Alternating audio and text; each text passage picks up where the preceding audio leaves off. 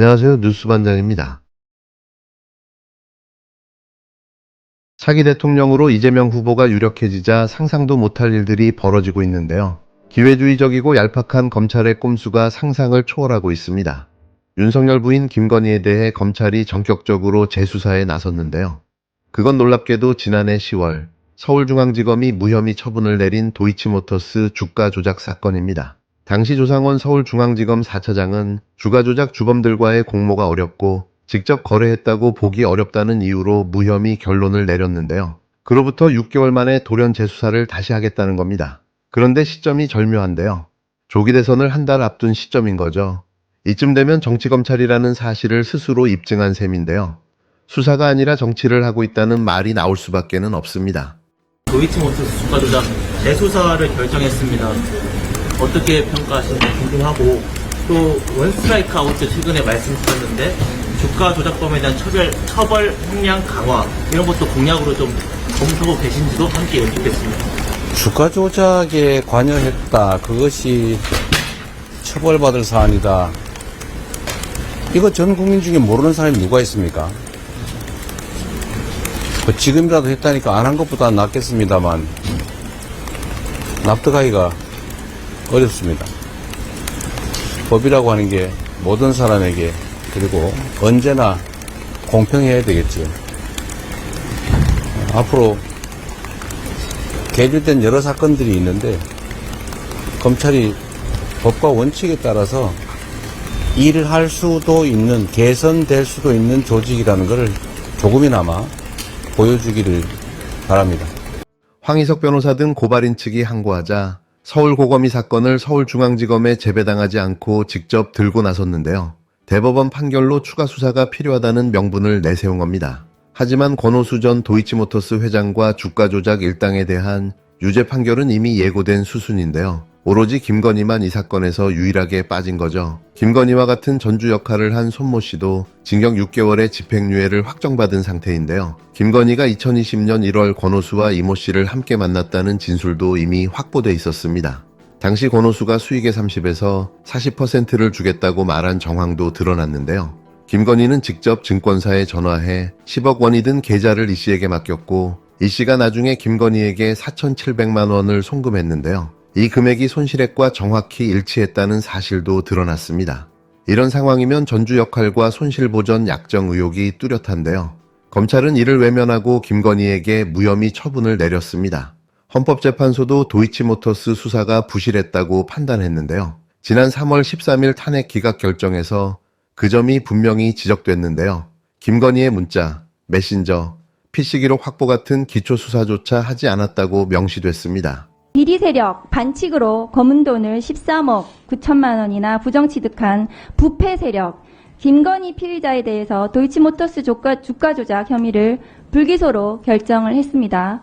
그 결과 김건희에 대해서 서울중앙지검은 김건희 피의자가 몰랐다고 하고 공범들이 김건희 피의자가 몰랐다, 알았다고 진술하지 않는다는 것이 불기소 이유인 것 같습니다. 서울중앙지검의 엄정한 검토 결과는 마치 김건희 여사가 고용한 변호사, 로펌 변호사들을 보는 것 같습니다. 중앙지검 검사가 몇 명이시죠? 지금 220여 명쯤 됩니다. 네, 200명이나 되는 변호사들이 윤석열, 김건희 부부를 위해서 변호하고 야당 인사들과 언론인들은 기소하는 파렴치한 집단이 되어가고 있음에 개탄을 금할 수가 없습니다. 그런데 이 사건은 총체적인 문제가 뭐냐 하면은요, 아까 중앙지검장도 말했듯이 수사의 부실입니다. 윤석열 정부 들어서 김건희 피의자에 대해서 피의자의 주거지, 사무실, 휴대폰 압수수색 안 하셨죠? 안 한 거 맞죠? 네, 그런 사실은 없는 거예요. 네, 그런 사실 없죠. 그런데 이 사건 가장 중요한 쟁점이 권오수와 김건희 피의자 간의 의사소통, 의사교류, 시세 조정에 대한 공모를 확인해야 되는데 그거 압수수색 하면은 나올 것 같은데 왜냐하면 많은 간접 증거들에 비추어서 그거 왜 안 했습니까? 가장 중요한 거 왜 안 했습니까? 그걸 안 하고도 지금 수사 제대로 했다고 발표하는 겁니까? 수사 부실이에요. 수사 이렇게 하고 뭘 제대로 했다는 거예요. 2년 반 동안. 서울중앙지검이 이 정부 들어서 도이치모터스 관련해서는 압수수색을 제대로 한 게 없습니다. 수사를 제일 잘한다는 서울중앙지검이 피의자 김건희에 대해서 사무실, 휴대폰, 주거지, 컴퓨터 압수수색 안 하신 거예요. 그런데 이 사건 수사 결과에 대해서 책임을 진다고요? 어떻게 책임을 집니까? 그럼에도 윤석열은 국회가 4번이나 통과시킨 특검법에 모두 거부권을 행사했는데요. 마지막 거부권은 윤석열 파면 이후 최상목 당시 권한대행이 행사했지만 이를 대선을 한 달 앞두고 검찰이 재수사를 꺼내든 겁니다. 검찰은 대법원 판결 때문에 수사 필요성이 커졌다고 주장하고 있는데요. 시점이 너무나도 의도적입니다. 또 사건을 부장검사 한 명에게만 배당하고 별도 수사팀도 꾸리지 않았는데요. 보여주기용 수사라는 말이 나올 수밖에 없는 이유입니다. 부실 수사라는 수많은 정황과 증거에도 침묵했던 검찰이었는데요. 대선을 앞두고 갑자기 입장을 바꾼 건 여론관리용이라는 의심이 들 수밖에 없는 거죠. 검찰 내부도 매우 혼란스럽습니다. 올해 3월까지 40명의 검사가 사직서를 냈는데요. 경력 10년 이하의 평검사가 그중 30%에 달합니다. 12.3 계엄 쿠데타 사태와 대통령 파면, 조기 대선으로 이어진 국면에서 검찰 조직 전체가 흔들리고 있다는 평가인데요. 검사 출신 대통령이 파면되자 수사기소권 분리와 공소청 전환 등 검찰 개혁 논의가 본격화될 수 있다는 두려움이 번지고 있습니다. 한 검찰 간부는 남아서 뭘 하겠냐는 자조가 퍼지고 있다고 전했는데요. 다른 부장검사는 나가려는 부장이 많지만 서로 눈치만 본다고 했습니다. 특활비는 줄었고 잡무는 늘었고 자긍심도 무너졌다는 분위기인데요. 여기에 엎친 데 덮친 격으로 로펌이나 대기업에서도 검찰 출신 영입을 꺼리고 있는 상황이라는 겁니다. 계엄 사태 이후 당분간은 검찰 출신을 피하겠다는 기류가 강해졌기 때문인데요. 옛날의 검사가 그 검사가 아닌 거죠. 부장검사 출신 인사는 남아있는 후배들에게 그냥 버텨라 라는 말밖에 못하겠다고 전했는데요. 검찰 내부는 흔들리고 외부 평가는 싸늘한 거죠. 이런 와중에 김건희 수사가 재개됐다는 건 검찰의 생존 본능이 작동하기 시작했다는 신호로 보여지는데요. 진짜 수사를 할 생각이면 증거와 정황을 있는 그대로 밝히고 제대로 수사를 하면 됩니다. 또다시 덮을 생각이라면 아예 시작도 하지 말기 바랍니다. 어차피 차기 정권이 들어서면 그 자리에 검찰은 없을 테니 말이죠. 이런 가운데 국회 청문회에 증인으로 채택된 김건희가 출석을 거부하고 처음으로 불출석 사유서를 냈습니다. 김건희는 최근 심신쇠약으로 외부 활동에 어려움을 겪고 있다며 출석이 어렵다고 밝혔는데요. 자필 서명까지 해서 국회 과방위에 정식으로 제출했습니다. 한마디로 놀고 자빠진 거죠.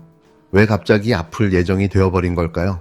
김건희가 국회에 불출석 사유서를 낸 건 이번이 처음인데요. 오는 30일 과방위에서는 윤석열 정권의 언론 장악을 다루는 청문회가 열릴 예정입니다. 김건희가 증인으로 채택된 건 지난 2월 언론사 폐간을 운운했던 충격적인 육성 녹음이 공개된 직후였는데요. 직접 들어보면 이런 말이 나옵니다. 조선일보 폐간에 난 목숨 걸었어. 이게 과연 제정신의 한 말이었을까요? 청문회에 나와서 자신이 한 발언에 대해 해명하는 건 최소한의 책임인데요. 김건희는 끝까지 모습을 숨기겠다는 겁니다. 민주당 소속 최민희 과방위원장은 김건희의 불출석을 절대 허용할 수 없다며 강하게 반발했는데요. SNS에 직접 글을 올리고 당일 불출석할 경우 고발도 검토하겠다고 밝혔습니다. 민주당과 조국혁신당 등 야후당은 김건희 특검법과 내란 특검법을 다시 발의하며 공세를 높이고 있는데요. 이번에 발의된 김건희 특검법에는 무려 16개 의혹이 수사 대상으로 명시됐습니다. 명태균 공천 개입 의혹, 건진법사 전성배 관련 의혹까지 전방위 수사를 요구하고 있는데요. 이 특검법은 앞서 윤석열 정권의 거부권 행사로 4차례나 무산된 바 있습니다.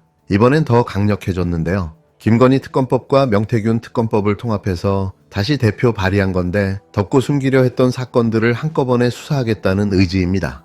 같이 발의된 내란 특검법도 달라졌는데요.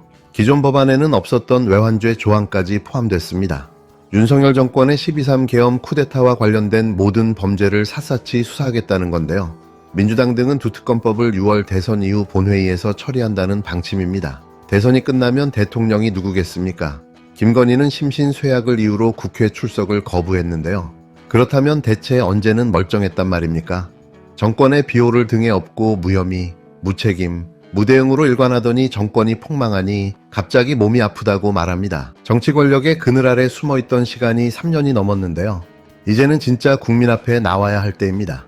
청문회 출석을 거부하고 특검을 피해 도망친다고 해서 진실이 묻히지는 않습니다. 김건희가 정권 내내 벌인 그 극악무도한 폐악질에 처절한 응징이 기다리고 있을 뿐입니다. 조희대 대법원장은 형사소송법을 명백히 위반한 지기현 판사를 징계하십시오. 서울중앙지방법원 형사합의 25부 재판장 지기현 판사의 황제 특혜 구속계산법으로 윤석열이 탈옥한 지 49일이 지났습니다.